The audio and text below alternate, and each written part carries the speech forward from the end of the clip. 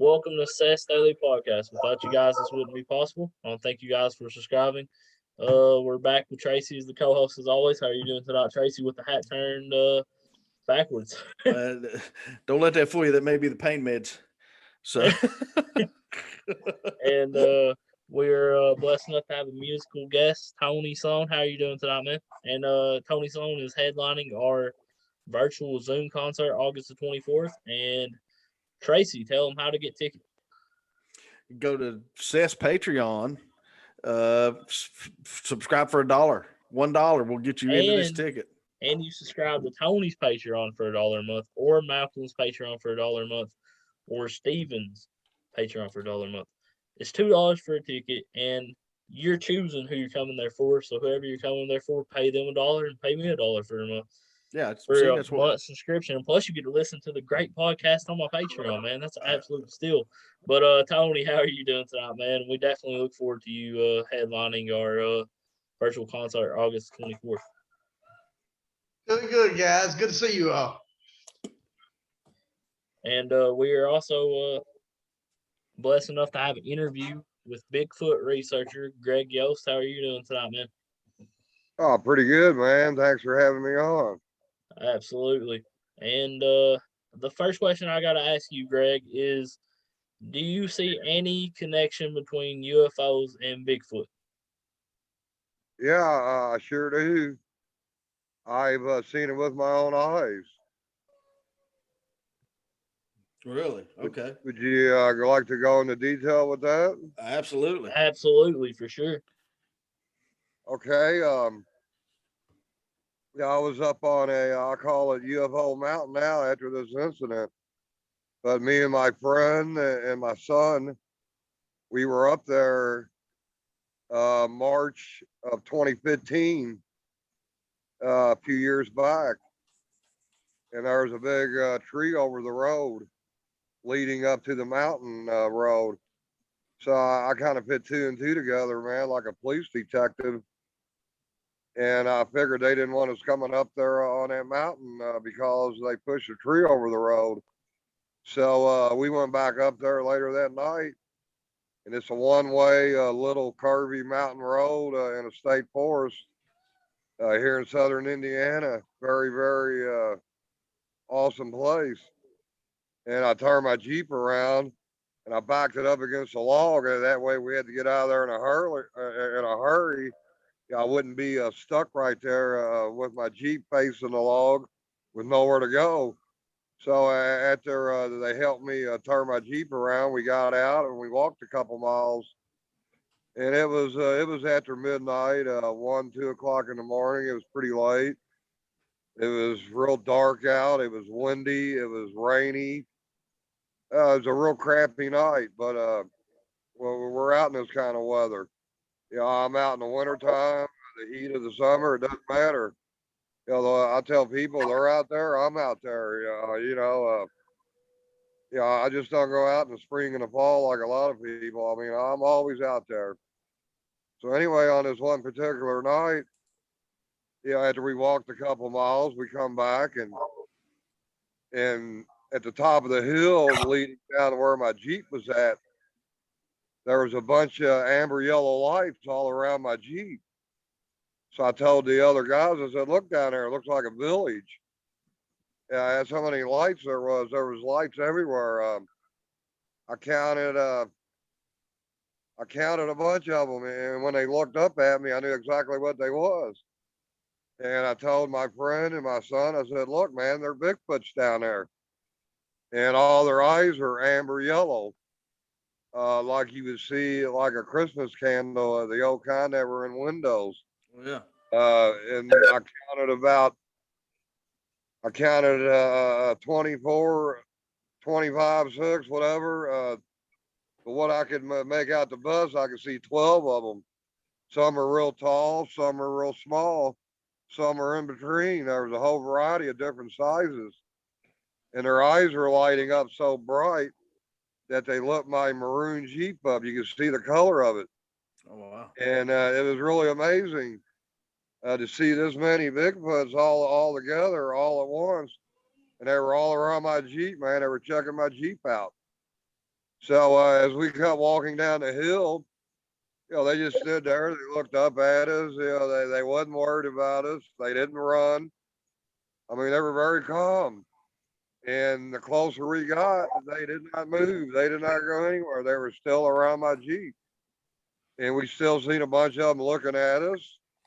But they really wasn't worried about us. We got within 75 feet of them, uh, and a big bright anomaly come through the woods to the left. And it looked like a train locomotive light. But it wasn't a train locomotive. This was over a 400, 500 foot ravine. Very steep, very deep, very hard for a man to get down there. I mean, I tried it before. It's almost impossible unless you had ropes and everything else. And bear in mind, this is no human craft, no human. It was 2 o'clock in the morning, and this was going through the ravine. It was moving, and it wasn't like putting off shadows of the trees or nothing, like on my face or my hand. I mean, it was going right through objects where you couldn't see no shadow. And they and all the Bigfoots, they all run to this light. It got up about even to where they was at, where my Jeep was at, about 150 feet off the road down the ravine. So they all took off running to this light. It was quite amazing to see this. I can't tell you what this light was. I'll tell you here in a minute what I think it was, but all the Bigfoots run to the light, and then the light went out, and we got down to my Jeep, and you could still hear the footsteps right around out in the woods going down that ravine there. You could still hear them. There was a lot of them, and we didn't see no more eyes. They turned their eyes off. They all went to this bright light. The bright light went off, and the woods got quiet. We didn't see nothing down there. So we hung around about 10 minutes, and my son goes, "Dad, is your Jeep going to start?" And I kind of ignored him, and he said it again. And I said, "Why? Are you scared, son? Are you scared?" And he goes, "No, Dad." He goes, "They probably drained your battery, and I just want to know if I got to walk back to camp and get my car to come back up here to jump us." So we kind of laughed about it, and my Jeep did start. They didn't drain my battery. So we went back to camp, and we started talking about what we seen. And we all agreed. We all seen the forest people. That's what I call them. I don't like calling them Bigfoot, so I'm going to call them the forest people.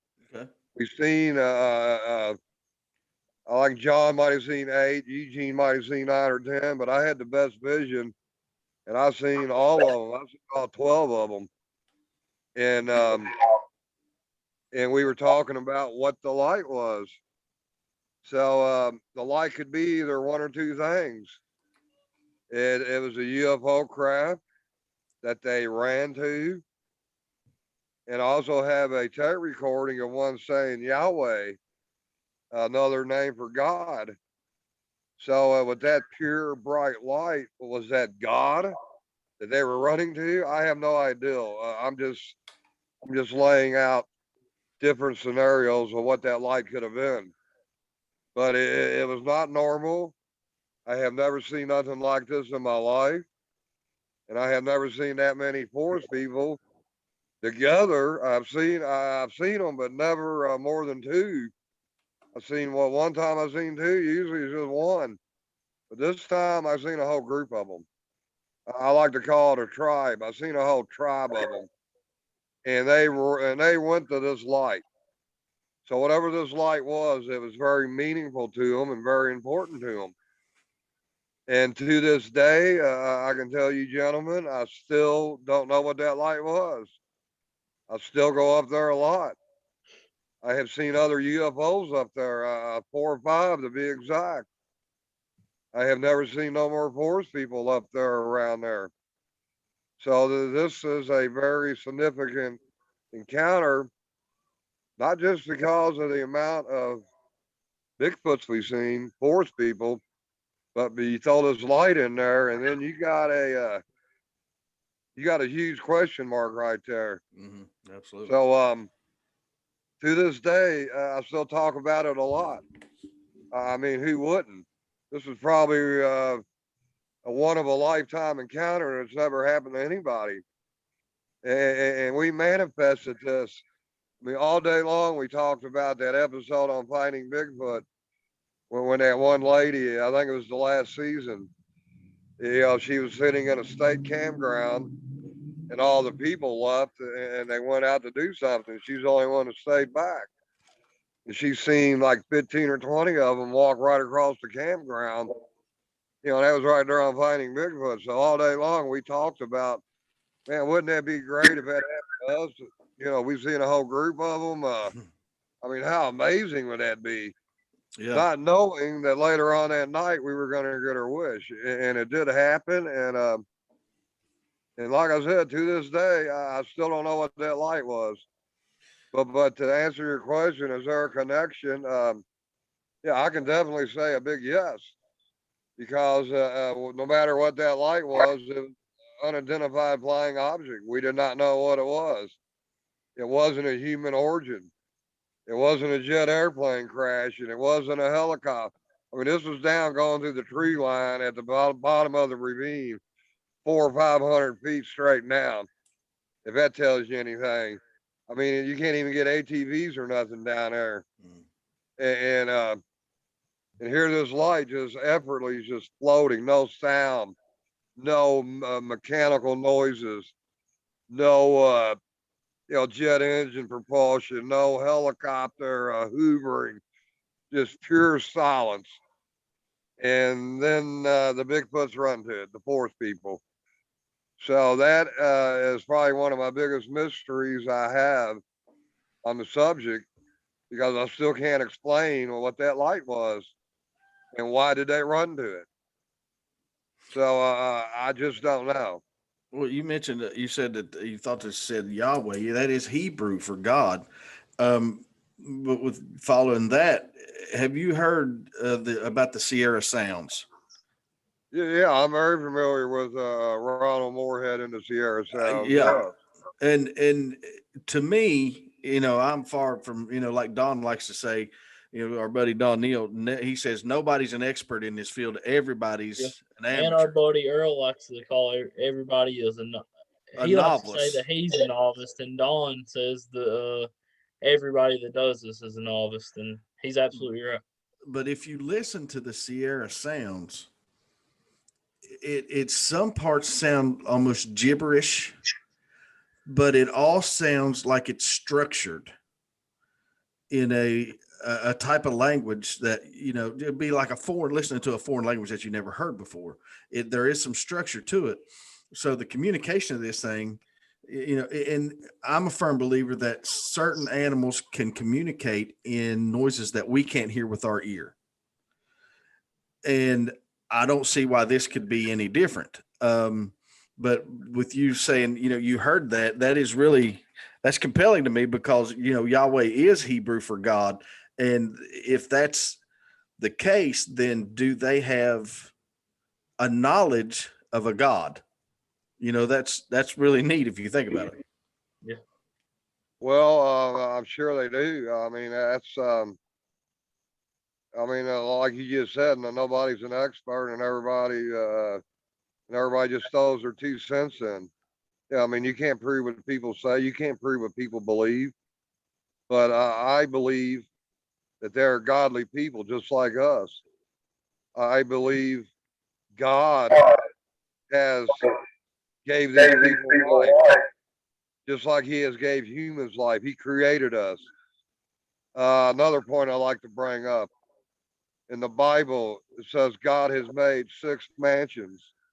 Interpreted, that means heavens. One of them, of course, is for the humans. Who are the other 5 mansions for?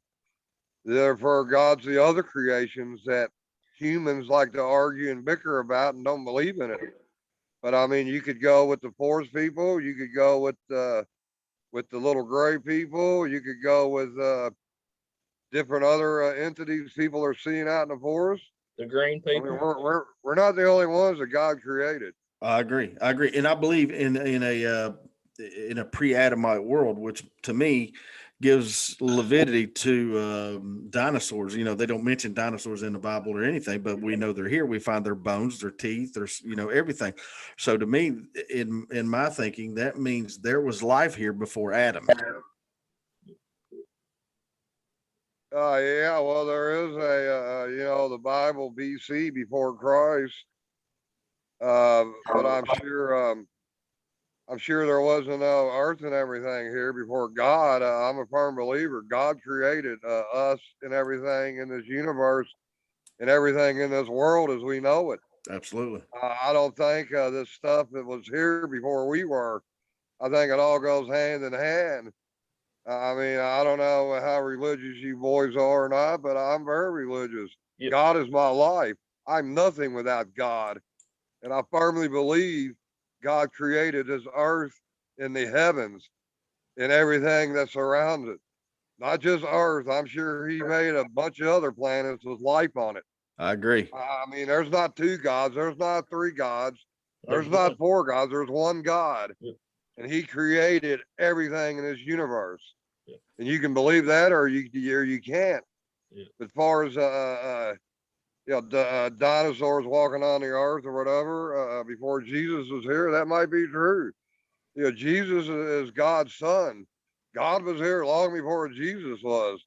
Jesus is God's humanly son that was brought here for one reason, to spread the word of God and to let people know that God is real and you should worship God. I mean, he is our creator. He's the holy one. And man kind of got away from that. Man didn't want to believe that. Man didn't want to, he didn't want to go for that. So that's when Jesus came in. Jesus reinforced the word of God. And he went from town to town to town in the desert, preaching the word of God, often being laughed and joked at, but yet he did it. And as far as the forest people go, all I'm just simply saying is just like us, a flesh and blood human created by God, not by some alien, not by some devil. God created us in his own eyes, in the eyes of his own son that he created, Jesus Christ. And he created the Bigfoot people, the forest people.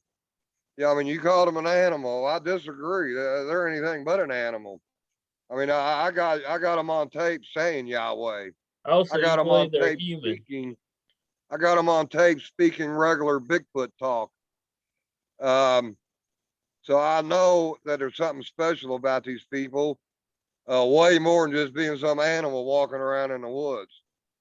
I mean, I'm not going to argue with people to think they are an animal. Hey, everybody's got their own belief. Do you You know, believe I'm they're just telling you humans, what I or believe.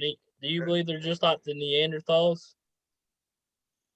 No, I don't think they have nothing to do with a Neanderthal or caveman. Yeah, if you want to know the truth, I would tell you what I really think they are. I think they're godly people from another planet who have come here to call Earth home.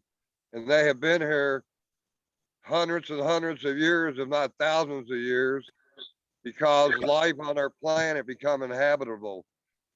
I mean, just what I told you at the beginning. I can't prove you this. No, ain't no way I could prove you. But it is honestly what I believe. I mean, something that is an animal or close to an animal would have been discovered by now. They would have been in a zoo. They would have been in a circus. They would have been on a lab table being dissected.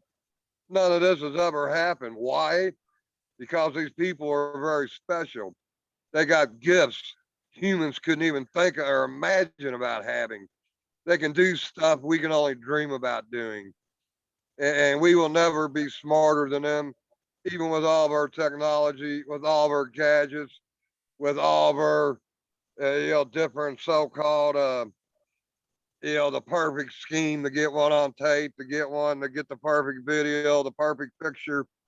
Well, ever since Patty, way back then in 1967, there hasn't been anything better ever. even with all this technology, even with all the drones, with all the satellites. I mean, it just isn't going to happen. Well, you think why? You think we're that stupid and they're that smart? Well, yes and no. We are very intelligent. Men are, humans are. But on the other hand, the forest people are way more intelligent than us. They can outthink us. They know our intentions. They know what we're doing out in the forest. They know if we're good people. They know if we're bad people. If you're bad people, they're not even gonna mess with you. I mean, if you're a good-hearted man like myself, that's when it starts. It all starts from your heart. Yeah, it ain't gonna start from a recorder or a video camera. You got to go out there with nothing. You know, and my philosophy: no games, no gadgets, no guns. It's all about heart and soul with me, and I have connected on a level with these beings that most people will never. Now, have you, Greg? Have you ever had an encounter with one that maybe made you take pause as far as, this thing could kill me at any time it wanted to? Oh, yes, I'm not gonna lie to you. I've been scared more than once. I've been scared a few times. Um, every time I see one, I clam up, I freeze, I can't move. I'm just locked up. I'm kind of like in a mild shock.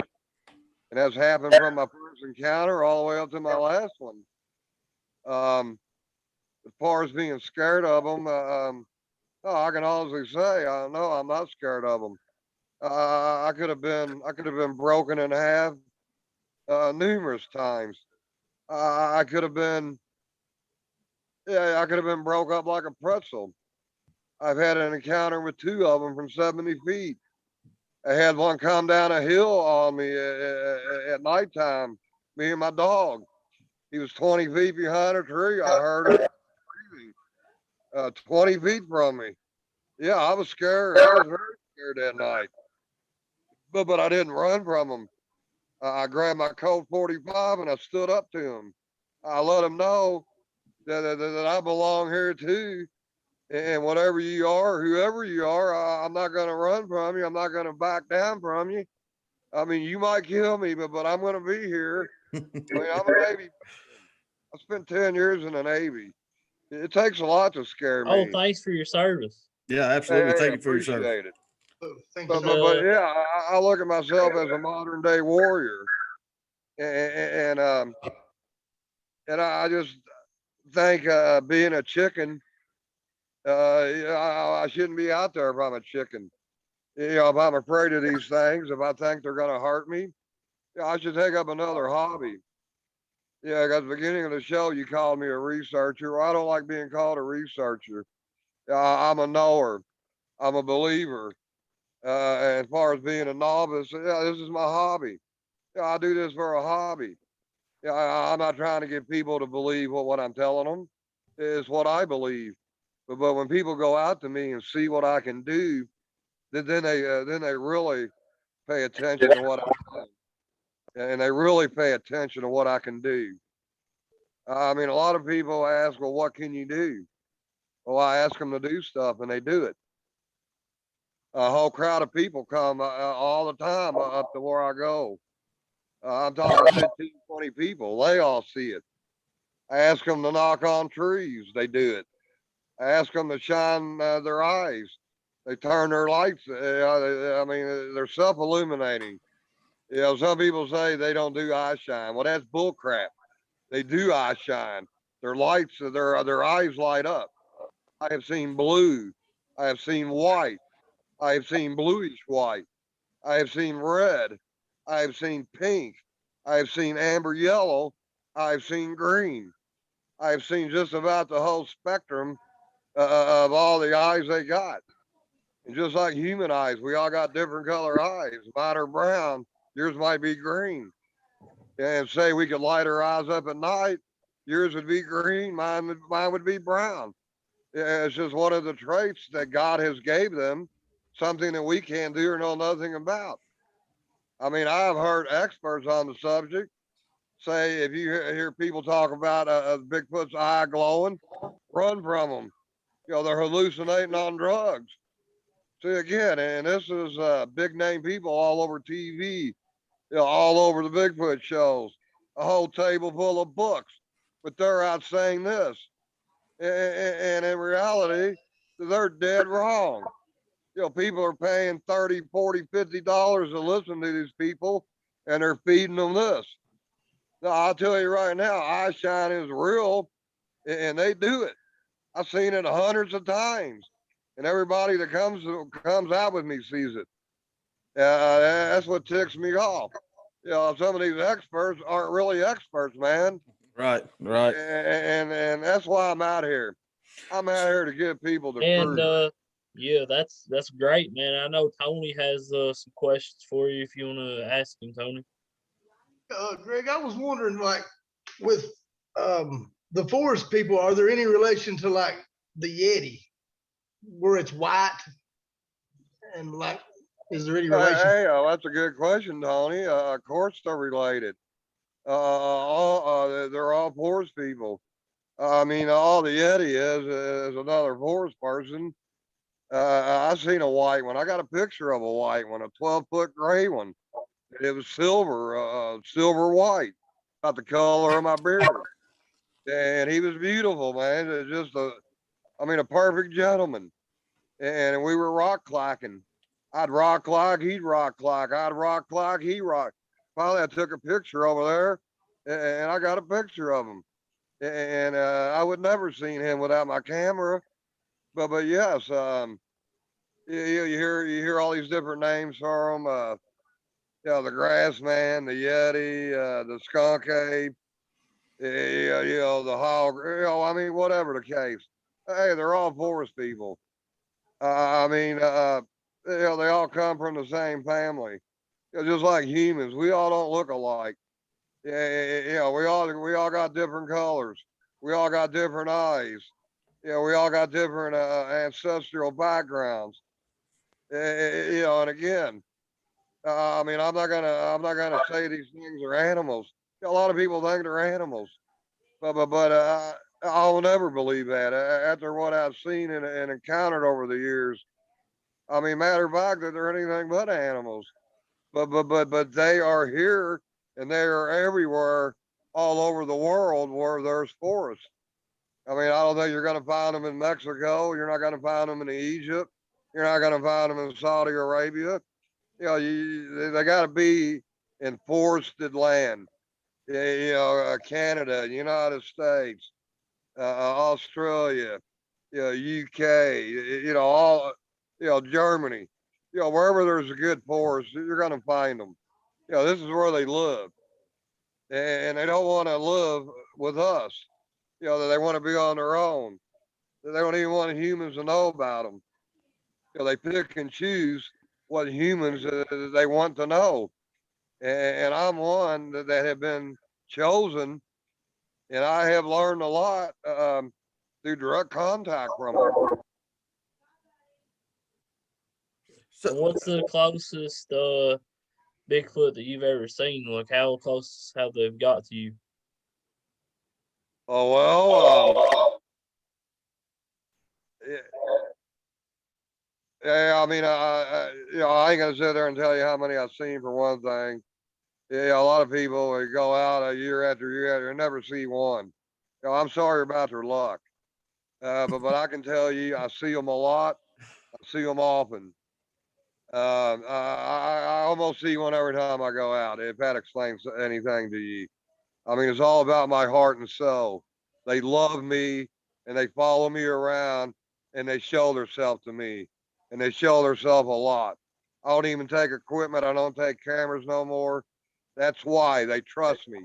They know I'm not going to do nothing foolish and I'm not going to exploit them. I'm not going to tell everybody, where they're at. Hey, I mean, it is what it is. And that's why they like me.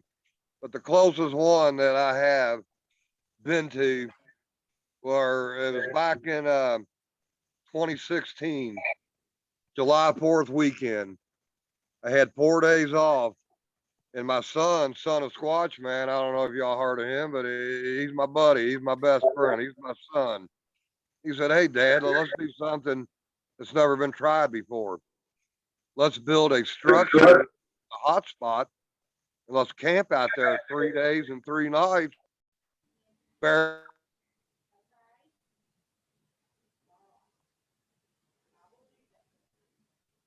I think we lost Greg. Hey, wait a minute. This thing just cut me off. There he is. He's Hey, back one now. second.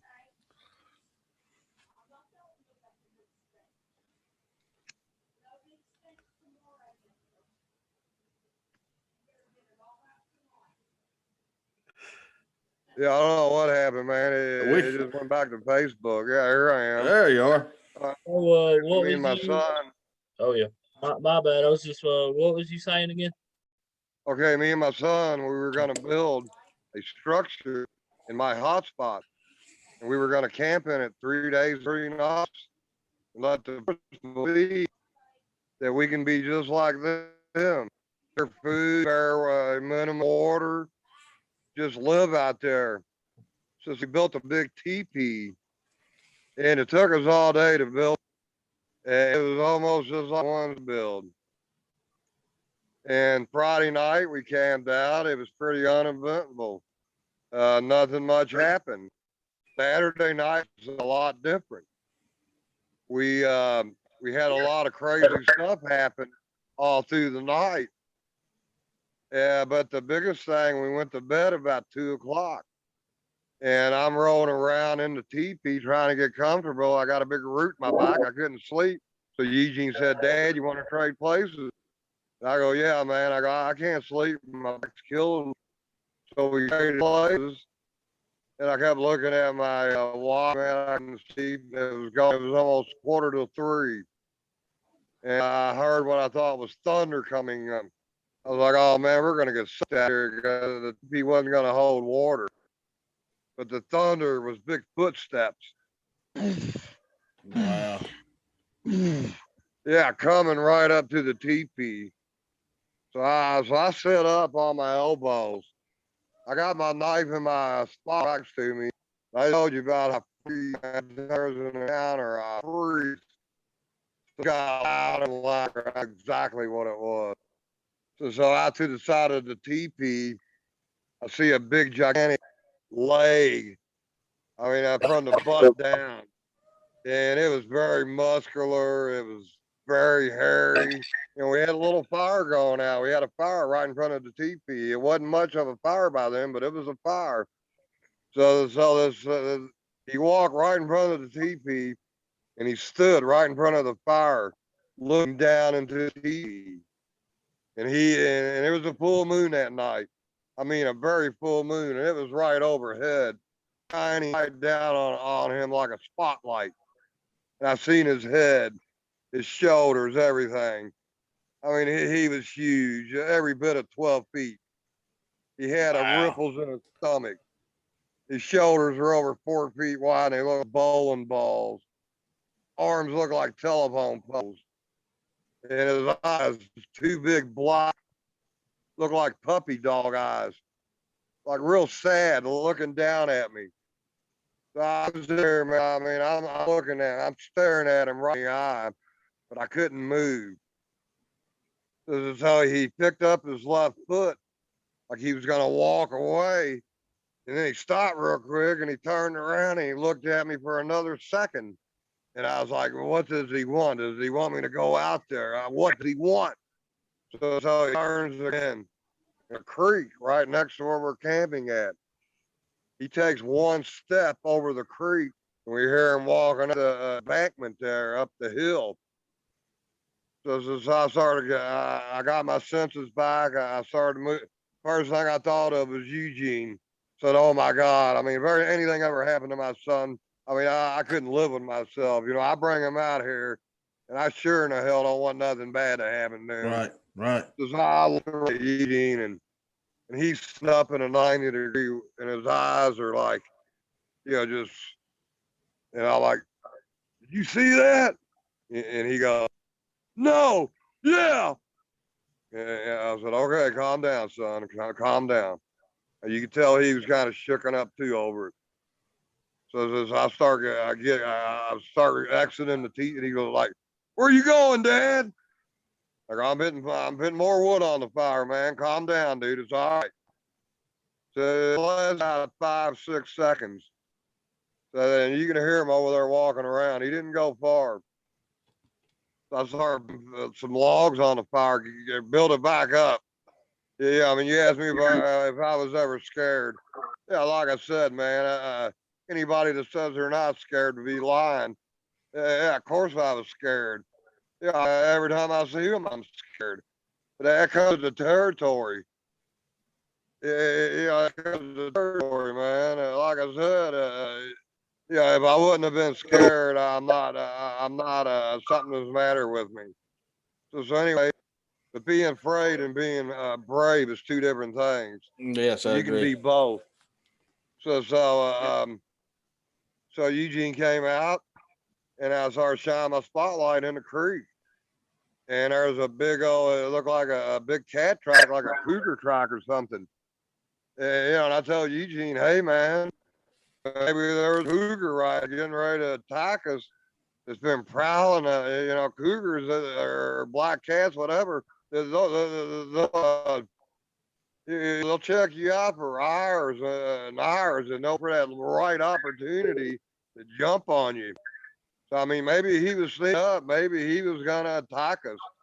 And the forest person come to our rescue because he went right where the print was at. We didn't see his print. I seen the cougar print.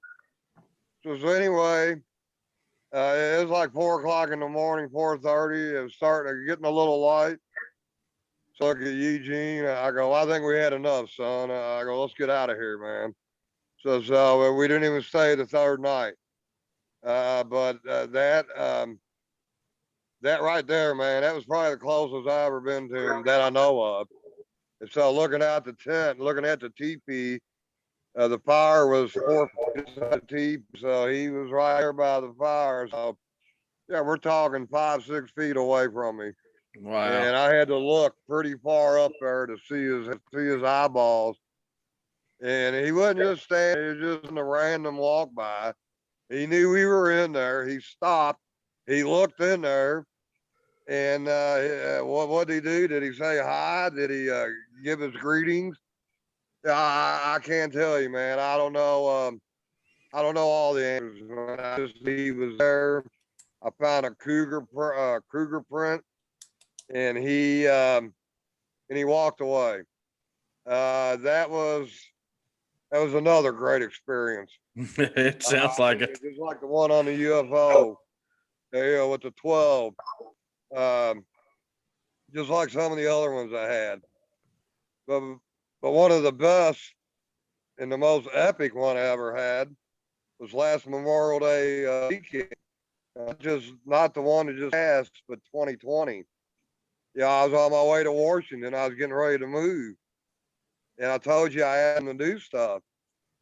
Well, I had a bunch of people with me this night, about 7 people. And I said, hey, and I raised my arms up. I call it talking to the forest. I talk to the forest. I talk to the forest people. Yeah, I pray through Yahweh so they do stuff that I ask them. And on this time, when I was moving to Washington, I would probably never be here again. And I wanted something really good to remember my friends by. And I want something big, something loud. And I said, make this forest come to life.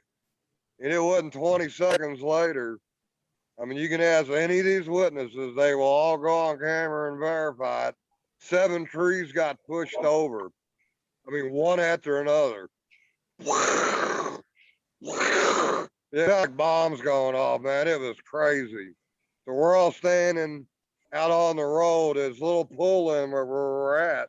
Another spot I got in forest, a state forest, by the way. And everybody's just, wow. And I'm like, I can't believe this. And my good friend Ernie, he goes, well, Greg, he goes, you asked for it.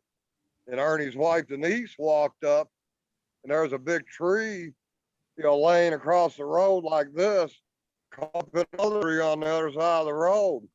They pushed it over by its root ball, a 2.5-foot Indiana oak. She goes, "Hey guys, come here." That tree was laying up on another tree. So we walked back to the car 50 feet away from that tree. And all of a sudden, that tree that the other tree was in started going like this.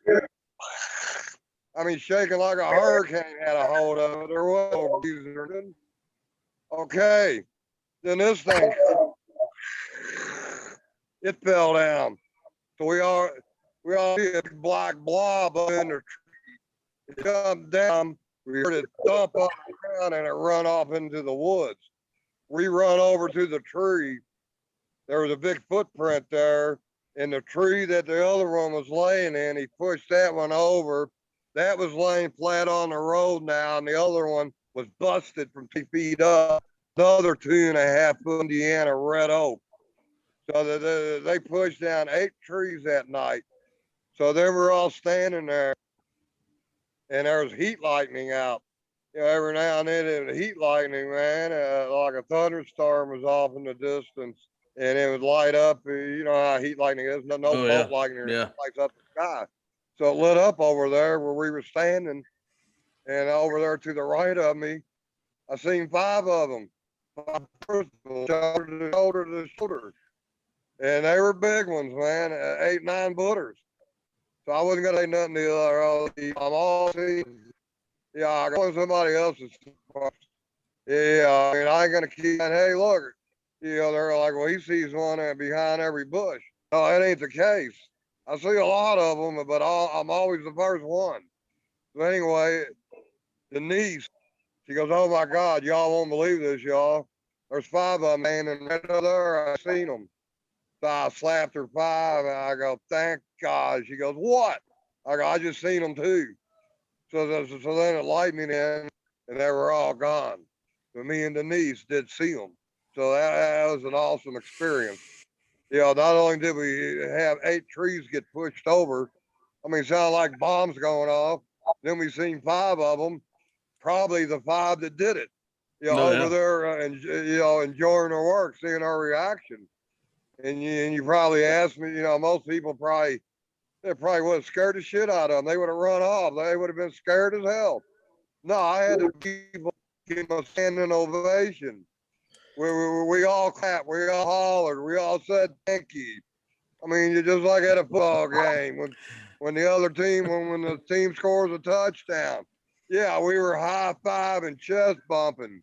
I told the people, this is what you do when you ask for something and they do it. You show your appreciation. So that's where I'm at with this now. I mean, I can actually ask them to do stuff, and they do. That's awesome. And And- I know Tony has a question about portals with you. If you want to ask that, Tony. Yeah, I've heard something about like portals that they go into portals somehow. Yes. Yeah, I'm glad you asked that. You're asking me questions right up my alley. Well, what it is, the dimensional beings. Okay, humans, 3-dimensional beings. We got 3 dimensions to our lives. Me and my son, we have come up with the conclusion that the forest people have 5 or 6 dimensions. They're 5 or 6D. They got 2 or 3 more dimensions that we don't even have a clue about. So it's not really cloaking, whatever. They're just walking into another dimension. One that we can see, one that we can't hear, like another world. And if a person walked into this dimension, they would never make it back. I mean, you can go into these things through portals, through tears in the universe, cracks in the sky. There's numerous ways to get into these things. I don't know if y'all seen Poltergeist. It's kind of like, the little girl, you walk into it, there's no way out. You're in a whole different world. And the David Pilati's missing 411 book. All these people missing. I guarantee a lot of them are walking in these portals never to be seen again. And you know, where do they go to? I don't know. Who put them there? I don't know. I just know they're there. I have found them out in the forest. I have seen like 6 trees in a circle, and all the trees are wrapped around, growing, you know, like a vibe of these big trees. And it's the energy warp on them. You know, when the portals open, all that high speed energy is making them trees grow like that. You know, none of the other trees around are like this, but this right there, where I think there was a portal, you know, where they're coming to and going out. You know, where are they going to? Hey, again, I'm not gonna act like I'm the man who knows everything. Again, these are all what I believe in, and I do not have the answers to everything. That's why I'm out. I'm out in the woods 2 or 3 times a week. I go camping as much as I can. You know, I'm trying to find the answers. And is People it love it. to their own, you know, their own dimension? I mean, when I was out in Washington, I talked to a Sioux. I talked to a Sioux Native American. Yeah, he was a tribe's elder, an elder, and he was very impressed with my knowledge of the forest people and the pictures I got. And he told me, remember one thing. He said they walk in 1 foot in our dimension and 1 foot in their dimension. And they can come into our dimension full body with 1 shift, or they can go into their dimension with 1 foot. So that explains a lot to me. Yeah, you know, so if people ask me, do they cloak or disappear? Well, it ain't really cloaking or disappearing. It's just going to another dimension. And a lot of people that want to argue and bick over that, well, they don't know, man. They haven't had an awakening to this. I mean, it's out there. It happens. And I'm not gonna argue till I'm blue in the face with anybody over this. But it's firmly what I believe.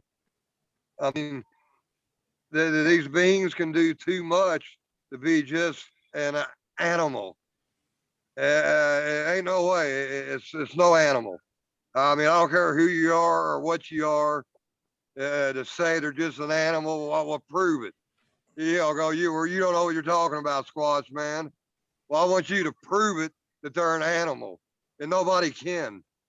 And I can prove more than what I say they are than what they say they are.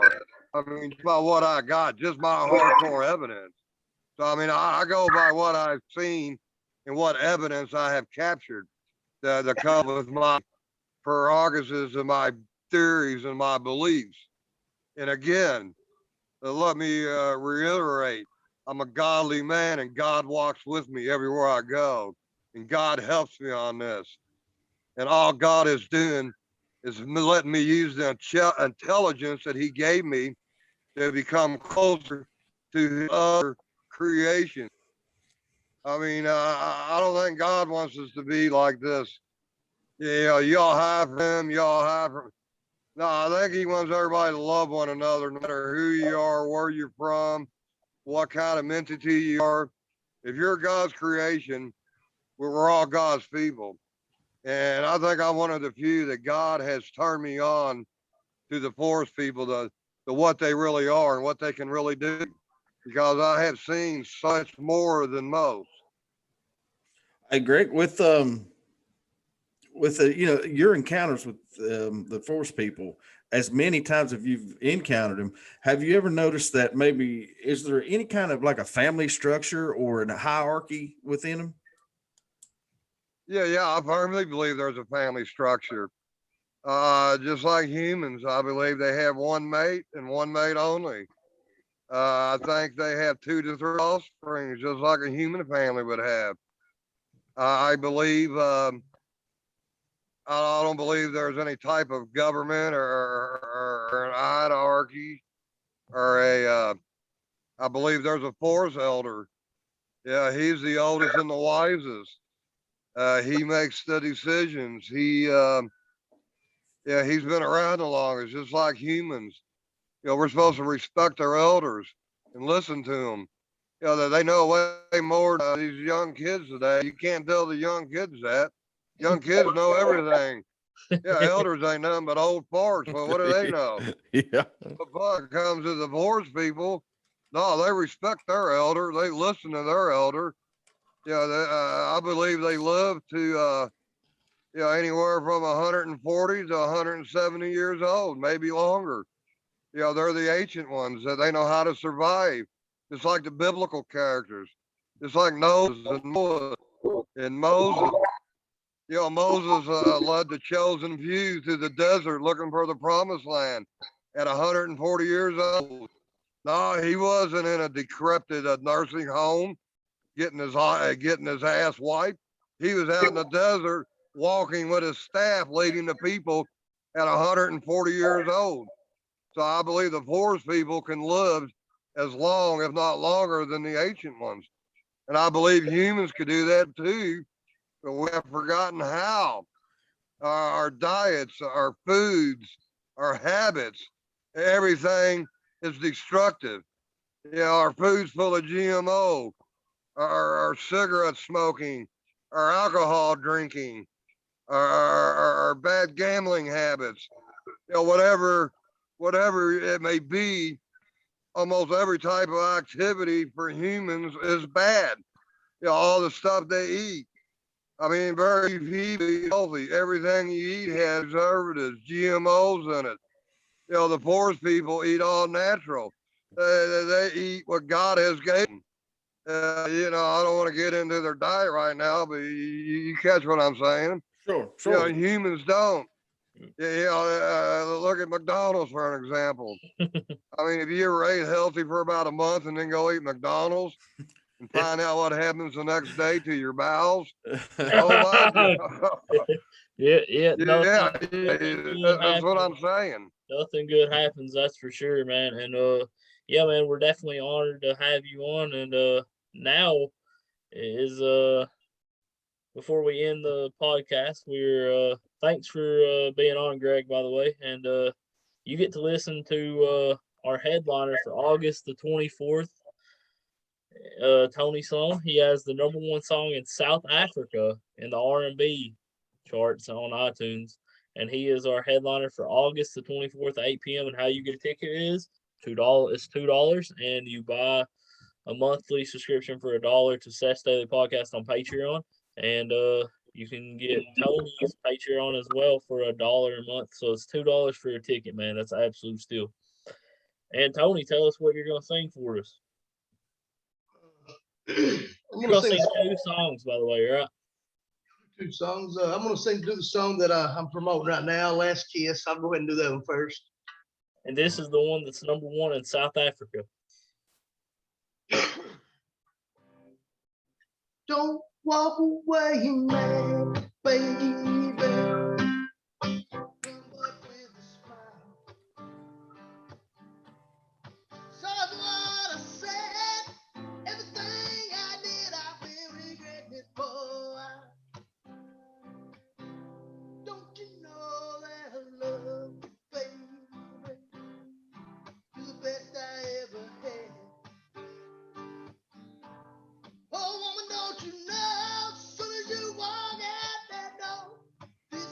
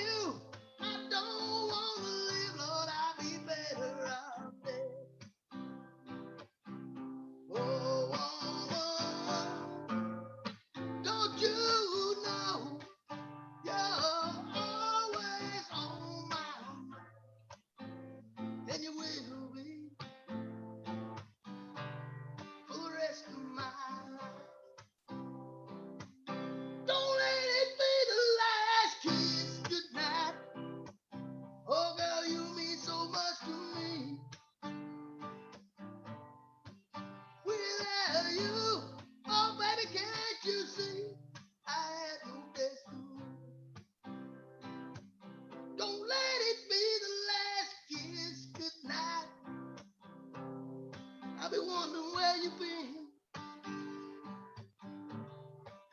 Day after day, night after night, time and time again.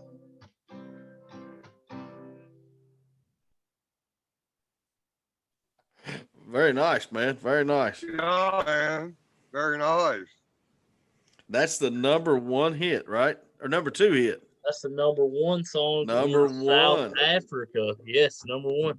And I know you have another song for us too. And yeah, what is it gonna be, man? I think I'm gonna do a song. You might want to. I can barely hear you. Are you far away from your mic, or you have no idea? No, I'm right next to it. Oh, I'm I right hear next you fine. computer. yeah, there we go. That was good. I'm gonna do the next song. I'm actually getting ready to put out. This is called "Give Her Your Heart."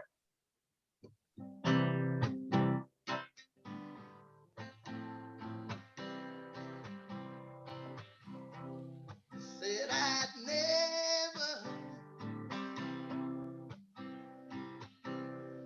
Said I'd never get a woman that's as perfect as you. Yes, it's true. But they never knew my plans on what I had to do to get you, girl. See, sometimes you gotta dig it low. Show her something she ain't seen before. You gotta give her your heart if you want to love. Where it ends, where it starts, ain't you never above. There isn't one thing I wouldn't do just to make sweet love to you. Yeah, you gotta give her your heart if you wanna have a woman love. Yes, sometimes it makes me feel weak in my knees. Can't you see? And every time I do anything to please you, baby girl, you know just believe love drives me insane. And when you're gone, Lord, stop the pain. You gotta give her your heart if you wanna have a woman love. Where it ends, where it starts, can't you help heaven above? See her face is real like a drug. I can never ever get enough. You gotta give her your heart if you wanna have a woman love. Where it ends, where it starts, can't you? Yeah, yeah, yeah, you gotta give her your heart if you wanna have a woman love.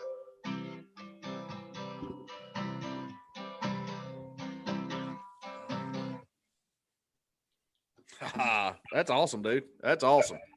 Thank you guys. Yep. Yeah, man. So definitely thanks for performing. And yeah, this has been the and like I said, August the 24th at 8 p.m. You can see Tony, who has the number one song in the R&B charts in South Africa, perform on our virtual Zoom concert. And like I said, tickets were literally $2, man. I want And to thank Greg for coming on too. Thank you very much for yeah, your insight. for sure. You're a wealth of knowledge. Yeah, we definitely want to thank Greg for coming on. And yeah, I want to thank Greg for being the guest. I want to thank Tony for playing, and we cannot wait to August 24th at 8 p.m. for the virtual Zoom concert. It's actually going to be killer. And tomorrow we have Tony and Steven on, and you get a taste of what the concert's going to be like again.